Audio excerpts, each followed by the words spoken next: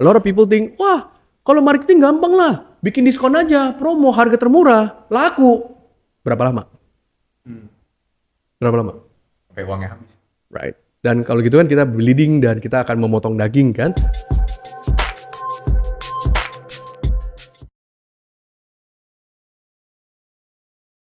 Oke, let's start ya. So hari ini yang aku mau bawa, yang aku mau share sebenarnya adalah community to identity. Jadi kebanyakan dari pengusaha itu pikir branding itu nggak penting, right? Dan setelah perusahaan itu jalan beberapa tahun ke depannya, mereka baru struggle, kok customer gua berantakan ya? Kok customer gua tuh berbeda-beda ya? It's very saturated, seperti kan? Nah, apa itu community? Mungkin kalau misalkan dari ya deh, tadi kan belum ya. Community itu apa sih artinya?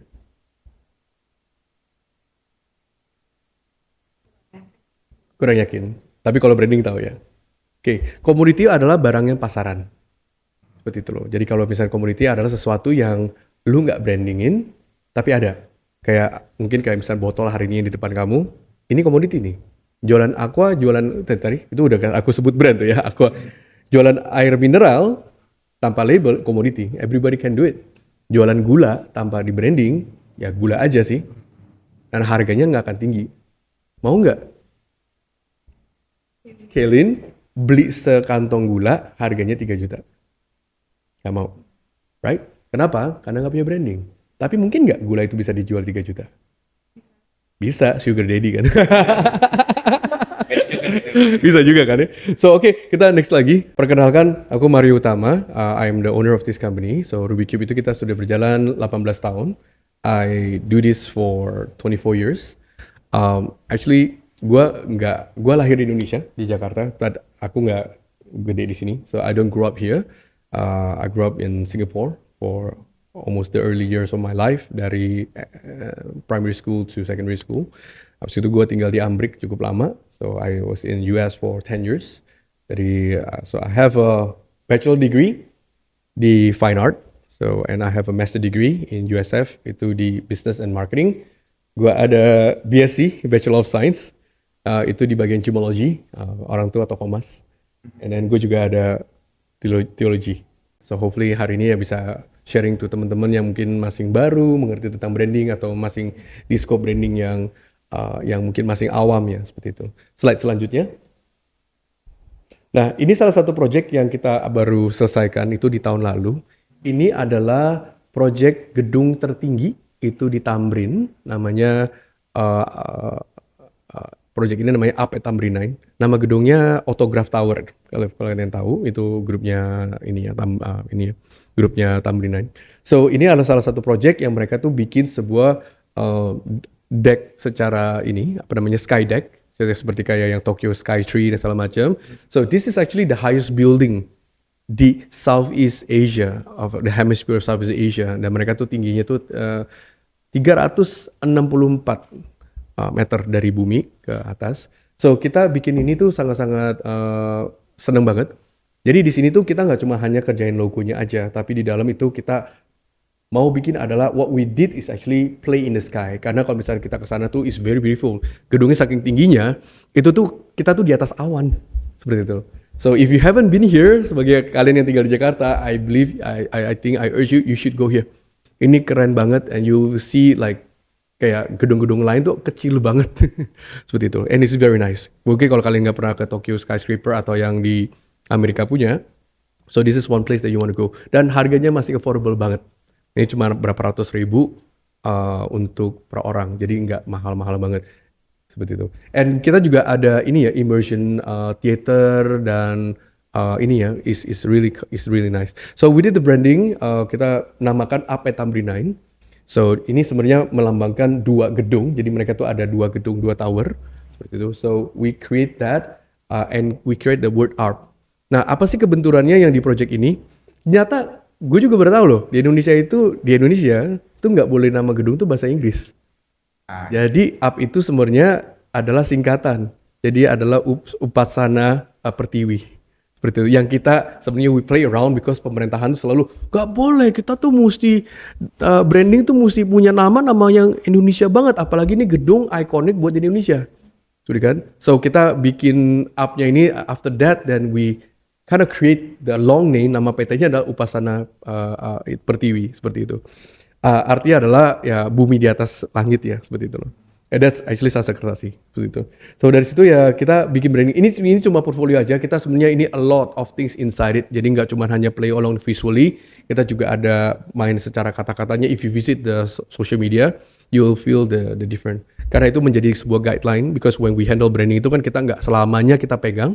Usually kalau misalnya dari Wigup kita adalah pasukan pertamanya ya yang masuk untuk merapikan branding-brandingnya, yang kita research dan lain-lain, baru nanti tim-tim internalnya yang mulai di hiring seperti itu. Nah tadi kalau misalnya tadi ada kita ada Bank Raya, ini juga salah satunya.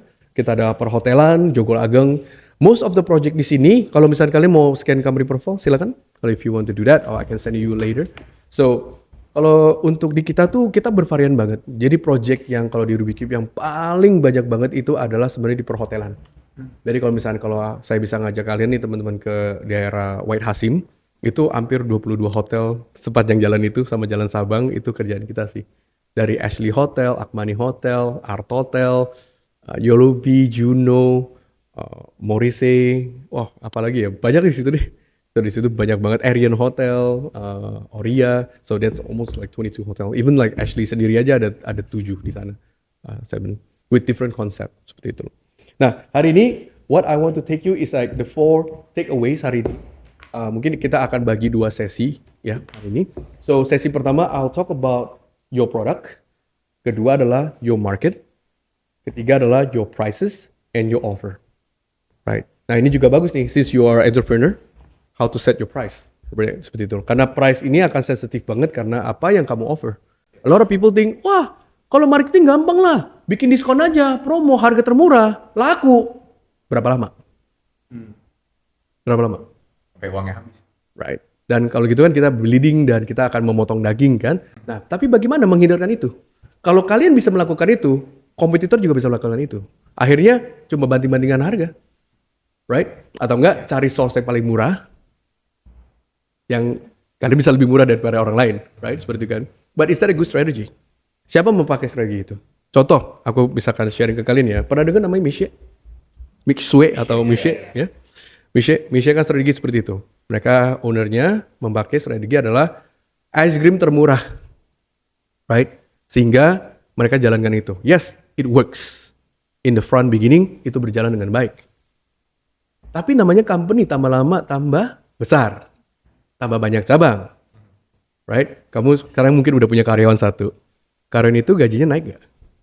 Naik, of course. Kecuali kalau udah naik, lu ganti orang, cari yang lebih murah lagi, lu ganti orang lebih murah. Tapi kan gak efisien. Secara tim akan copot pasang, secara kestabilan perusahaan ya akan gak sebagus ya. Seperti itu kan. So you have to restart, kayak kalau main game tuh you have to restart, right? So today adalah framework nih yang gue pengen share ke teman-teman. Kita ngomongin pertama dulu nih, yang bagian produk. Kalau bisa kita next.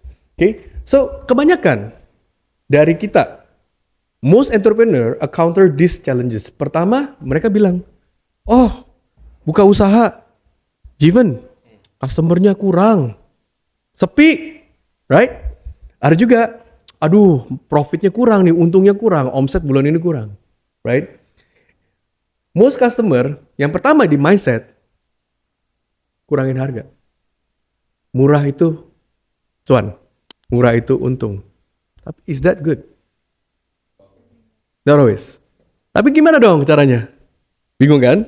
Right? Kita go to the next slide. Right? So, mereka tuh berpikir gini, if my product is priced lower than those of my competitors, customer will choose to buy from us. Jawabannya, yes in the beginning. Right? Tapi customer itu ngebeli produk kalian karena apa? Karena mereka suka sama brand you atau karena apa? Karena murah. Tapi kalau tetangga lu jual barang yang sama atau similar produk, dia akan pindah nggak? Dia akan pindah. Customer itu tidak akan setia. Karena yang diincar adalah harganya murah. Right? Next lagi. Nah tadi kan kalau aku tanya komoditi itu apa? Komoditi itu adalah produk is a good or service that is essentially undifferentiated. Branding itu rahasia adalah membedakan. Bayangin, di sini ada 4 cewek. Beda nggak?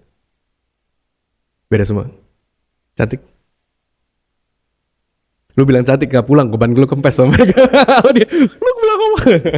Oke. Cantik relevan kan? Right? So itu dia. Kalau misalkan mereka diseragamkan, mereka masuk ke ruang operasi Korea yang keluarnya semua sama, komoditi nggak? Komoditi. It means like, lu mau ngomong apel, apel ya apel. Right? Beda bentuk sedikit-sedikit. But how much can you sell apple jadi mahal? Atau Apple yang branded? Atau Apple sebagai komputer? Right? Itu Apple juga, gak bisa digigit sih. Keras. Okay? So, meaning it is the same no matter how the produce or sales, itu barangnya itu aja. Kayak tadi kita ngomong tentang gula, kita ngomong tentang batu bara, kita ngomong tentang sesuatu yang tidak punya brand. Nah, Indonesia itu dari dulu tuh seperti itu. Kita tuh selalu jadi orang belakangnya. Right? Contoh kita ngomong tentang meja kayu. Kota mana yang paling terkenal? Jepara. Jepara punya brand nggak? Almost no. Tapi banyak kan perusahaan-perusahaan dari luar negeri ke Jepara untuk bikin produknya. Dibawa balik ke Eropa, ke luar negeri, diapakan? Dibrandingkan. Harganya berapa kali lipat? Bisa 5-10 kali lipat. Kok bisa ya? The same product. Right? H&M. Kamu tahu nggak? Kamu beli baju di H&M? Ya ini boleh gue ngomong berat nih, nggak apa-apa ya, ini education ya. H&M itu barang tuh nggak lebih bagus dari barang yang kalau zaman dulu kita beli barang di Mangga 2. Tanah Abang. Malah ada beberapa barang pun juga made in Indonesia. Tapi karena brandnya, it inflates, it gives you that premium feeling bahwa oh ini nih produk lebih bagus nih. And it displays nicely ya, seperti itu kan. Nah, next lagi. Your product secara Apple. Apple di semua toko supermarket ada. Berarti gampang ya kita belinya. Di toko-toko juga sama, similar kan? Ya Apple sekarang di Fresh Happy Fresh atau kita beli di Grand Lucky, Apple is Apple. Pretty much kalau nggak ada brandnya, kecuali kalau Apple sudah dimasukin ke dalam satu tabung yang disusun dengan baik ya. Harga jauh ya, 5 apel bisa lu kebeli 1 kilo lebih tuh apel ya. Kok bisa ya? Tapi ada yang beli nggak? Ada. Loyalty-nya, nggak ada loyalty. Ya kayak tadi bilang, siapa yang lebih murah, gue pindah hati, nggak setia. Right? Kompetitif nggak? Kompetitif kan? Pasti. Nah ini adalah kejelekannya kalau tadi kita ngomong tentang komoditi. Tapi masih ada nggak orang yang kerjain? Masih. Japara masih banyak tukang yang kerjain ya, mebel atau jualan furniture. Masih. Di Indonesia kita masih banyak banget yang kita boleh bilang orang layar belakangnya. Tapi one day dia akan bilang, kok gue sepi ya? Kok gue dipindah ya? Orang yang punya brand dulu di Prancis yang kita ngomong sama orang ke Jepara, dia punya brandnya, dia bisa ganti nggak pabriknya? Bisa, right? Dulu Apple di mana? Foxconn ada di China, sekarang pindah. Apple-nya ganti nggak? Nggak ganti. Pabriknya yang ganti, produknya tetap the same quality atau the same thing lah ya kurang lebih. So that was the makes it the different. Kalau kita punya brand, apalagi kalau you punya brand dan punya pabriknya, itu udah sakti banget, right? Next lagi. So, if you have a commodity offer, you will compete on price instead of value. Bedanya dari sebuah usaha adalah value-nya. Apple is an apple, tapi how you can do an added value atau create a value to the product. Right? Contoh, you guys are working in a university, right? Di university lain juga ada kan? Biochemical ada kan? Biology ya tadi ya. Biology and what you do international banyak kan? Juga bisa sekolah di luar negeri juga banyak. It's more even more international than Indonesia, right? But what makes your school different? Value-value-nya apa yang ditanam? Right? Nah, itu yang mesti didirikan dan aku akan jelaskan next lagi. Nah, so, komunitas to become just like the same and others. How to fix this? Kita go to the next page. Jawaban adalah membedakan. Differentiate yourself. If you are uniform and you look alike, kalau kita merupai produk yang sama produk yang similar, kita nggak akan dilirik, kita nggak akan beda. Right? No one nggak akan lihat, let's say ya, mobil Kijang itu mewah, karena kan banyak. Tapi when there's a Ferrari come by, like, whoa, it's different. That's the value. Right? That's a different thing. Seperti itu loh. Next lagi. Nah, contoh nih ya, gue coba kasih kalian, kita masih ngomongin topik produk. Contoh kita jualan daging deh. Jadi daging kalau nggak ada branding kan komoditi.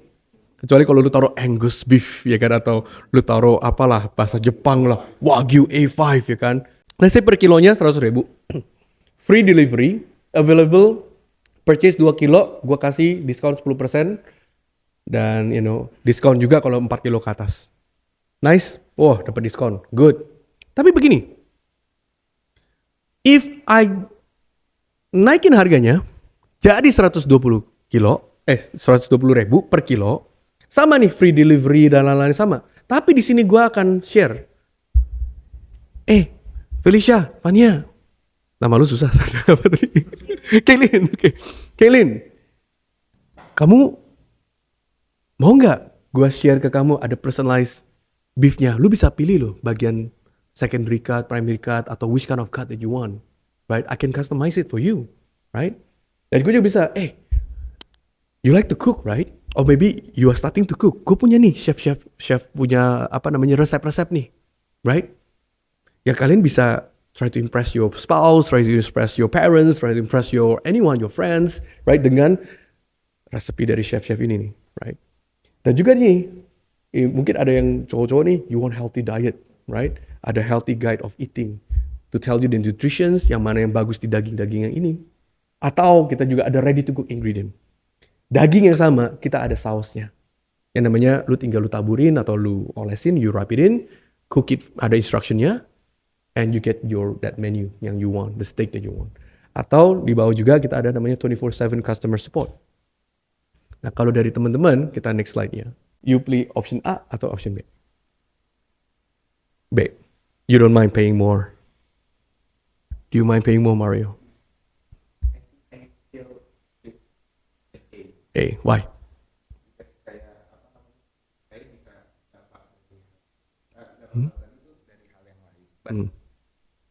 Karena mungkin ini particular dengan saya sendiri, tidak, I don't really care about that thing. Cuman for some people mungkin itu adalah sesuatu yang penting, but for me no. Sure. Okay. Kalau yang teman-teman yang lain, A or B? Here. Nah, I'm just for you right now. Nah, I know it depends. Kalau lu punya usaha, lu punya, I know. There's a lot of different theory. It's a good answer, but for this, logically, which one will you choose? B, logically, you don't mind paying more. Kenapa? If I go next, even logically gue pakai ChatGPT akan pilih B. Logically. Okay.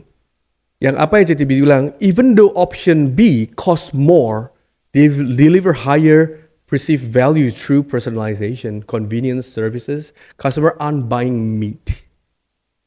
If you want to buy meat, then you're only selling meat. What they're buying is confidence, guidance, healthier living. Right? Ridwan, you say you don't buy. I respect that. Why? Salahnya di mana? Nggak, ada salahnya. Ada salahnya. Kenapa Ridwan nggak beli? Kalau teman-teman tadi beli B, kenapa Ridwan pilih A? Salahnya di mana? Beda market. Beda market, sama beda offeringnya. You see what I mean? Kalau kita balik lagi tadi, yang ini, you selling product. Ya, a few services. Other people can do it. This is offering. Offeringnya itu yang nggak kena sama Ridwan. You get what I mean? Nah itu dia. Jadi kalau misalnya dari Felicia bilang depends, nggak apa-apa, it's good. No, you're very intellectual, it's good. But ini yang nggak kena ke offeringnya. Nah nanti justru kan kita ada ngomong tentang produk, kita tentang market, pricing dan offering. Nah most of the time offering banyakkan perusahaan itu salah. In the end, cara gampangnya adalah diskon. Nah itu yang nggak baik. Okay, next lagi. Okay. So, next lagi. Nah, if your product is like nothing else on the market, it will be different to compare prices. You see what I mean? Jadi bukan cuma hanya jualan iPad. iPad itu spesial nggak? Nggak spesial. Ada nggak banyak yang merupakan iPad? Ada. Lu mau sekarang brand Huawei ke apa ya, Oppo lah, Xiaomi, Samsung, it looks the same like iPad. But why you buy iPad? Ecosystem, right? Branding, pride, status, dan yang lain-lain. Itu value. You see what I mean? That's the value that they created. It defines the identity untuk siapa yang memilikinya. Hari ini kayak semua iPhone ya rata-rata nih kan. See? It's value. Kalau kita ngomong tentang primary commodity, what is a phone? It's just only a way of telecommunication. Right? Lu ketik, send, nyampe. Lu pakai Oppo juga nyampe. Lu pakai, it's the cheapest phone now. Telepon yang paling murah apa? Ya apapun deh, nyampe kan? Ya lu gak usah gaya kan, beli iPhone. Ngomong kasarnya, right? Lu kesini naik mobil apa? Lu naik mobil termurah juga nyampe. Tapi kalau lu punya uang, you want to show your friend to be successful in another 10 years, lu mau nyetir mobil apa? Ferrari, see? I like his spirit. Right? Ya itu, namanya dream car kan? If you sleep on it, you don't get it. Okay, next lagi. Nah, don't compare on price, compare on value. Ya hari ini yang gue mau share dulu di produk. If you have the similar product, ya the next thing yang lu bisa jual adalah value-nya. Next thing lagi. Oke. Pertama, ini part kedua ya. Jadi pertama, bagaimana kita melakukan untuk kita tahu. Tadi kalau once kita punya produknya, apapun yang lu mau jual. Lu mau jual aqua ke, lu mau jual meja ke, lu mau jual kosmetik ke, kecantikan, kacamata, whatever it is. Whatever your product. Ya produk itu mesti bagus juga. Ya if your product is crap, then forget it man. Throw that away, find another product. Oke? Ya gak bisa lu tolong. Ya karena lu akan sengsara juga kalau produknya gak bagus. Tapi bisa gak kadang-kadang produknya kurang bagus? Bisa juga loh. Gue juga kenal beberapa restoran, makanan biasa aja. Mereka banyak di setiap mall. Tapi strategi mereka bukan di menu. Strategi mereka adalah di lokasi, di tempat yang enak, ada live musicnya. Dia punya secara mereka akomodasi tempatnya itu nyaman. Makanan boleh dikorbanin dikit lah. Ya nggak seenak ada places. Rame nggak? Tetap rame. Dan restoran ini grupnya ini cukup gede. Di mall-mall semua mall hampir ada. Dan mereka punya banyak cabang. Punya banyak brand. You see what I mean? Produk masih bisa disacrifice. Tapi kalau udah ada brand yang bagus, produknya bagus, itu juara. That is the key of a brand, the key of the business, that's the key of success. Ya unless you are high tech billionaire Mark Zuckerberg yang tiba-tiba ada uang segitu banyak. Tapi even though kalau misalnya istrinya Mark Zuckerberg pakai tas Hermes juga kayaknya aneh ya. Ya maksudnya nggak cocok dengan umurnya gitu kan. It doesn't look right gitu loh. That's what makes the brand different. Kita ngomongin tentang kualitas, kita ngomongin tentang anything else visually.